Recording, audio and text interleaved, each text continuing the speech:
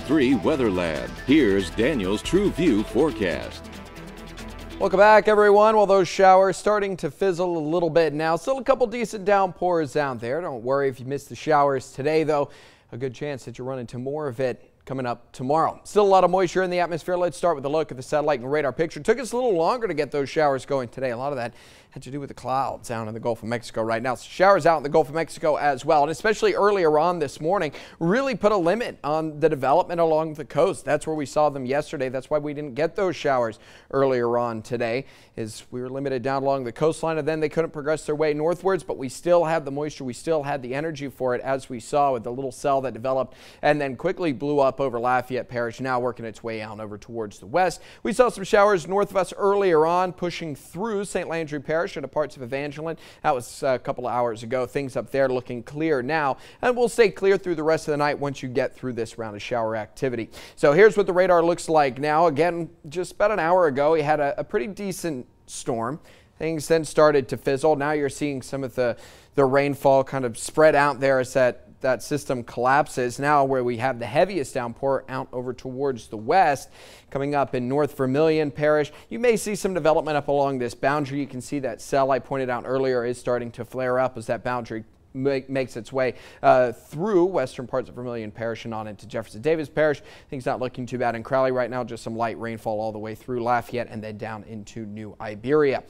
As for the tropics, we are getting into the heart of the season, and while we watch all the showers this week, we'll also have to keep an eye out into eastern parts of the Caribbean as well, especially as we get closer to the weekend. It's a little disturbed out there right now. You can certainly see plenty of thunderstorms firing up along Cuba and out over towards San Juan, and if we start to see some interesting activity through there, it will need to be watched closely. Models kind of hinting at that a little bit, but there's a lot that goes along with that. I've got a long article up on ktc.com that you can check out now that kind of gives you a closer look at what you can expect from the Caribbean and when you really need to be paying attention. The Atlantic Basin quiet right now, but we are starting to see some activity getting going out off the coast of Africa. We've got the next little system that will push through and likely develop south of the Cape Verde Islands there. Now, even if it does and it becomes a named storm, should just stay out in the central Atlantic Basin, shouldn't cause many problems for anyone, but you're starting to see these waves line up across Africa as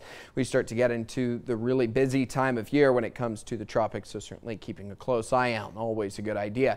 Back closer to home for tonight, we are going to be quiet, not too much going on overnight. You may get a coastal shower or two. You'll get towering clouds offshore again, similar to the way you saw it today. Now, whether or not we have enough clouds to suppress rainfall along the coast at lunchtime, really won't know until we start to see those showers develop, but I would still think that we get scattered showers and thunderstorms popping up tomorrow afternoon and evening. Quiet again for Thursday night, and as we get into Friday, going to be doing it all over again. We'll see that moisture stick around all the way through the rest of this week and into the weekend. Scattered showers basically each and every day. You're not going to get a lot of variation from the forecast at all. Winds have been coming in out of the east and the south here the last couple of days. We do have plenty of moisture out there that's made its way in, and that will feed some of those showers and those thunderstorms here over the next couple of days. Again, looking at a 40-50% chance of rain for Friday and Saturday.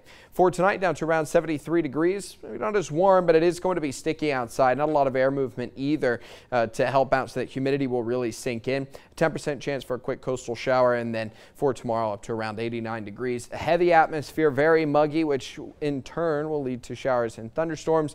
40 to 50% rain chances each and every day. Temperatures will fluctuate from the 90s to the 80s. Sure feels heavy out there. I think that was a good word. And heavy kind of how things are going to go. Heat index probably mid to upper 90s. All right. Thanks, Daniel. Still ahead on